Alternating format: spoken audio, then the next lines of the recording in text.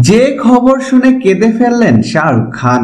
বলিউডের জনপ্রিয় নায়ক শাহরুখ খান সম্প্রতি তার ভক্তের মৃত্যুর কথা শুনে কেঁদে ফেললেন।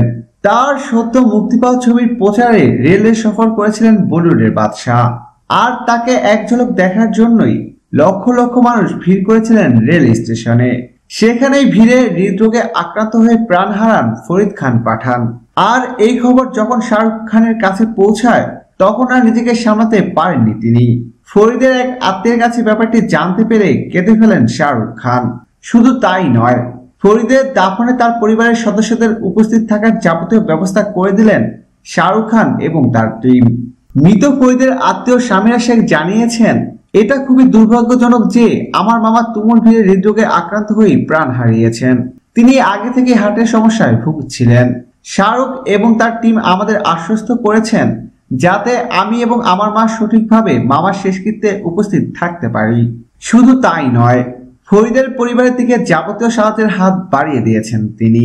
প্রিয় দর্শক, ধন্যবাদ ভিডিওটি দেখার জন্য। নিত্য নতুন এক্সক্লুসিভ সব খবর পেতে এখনই সাবস্ক্রাইব করুন এইচডি ওয়েবসে।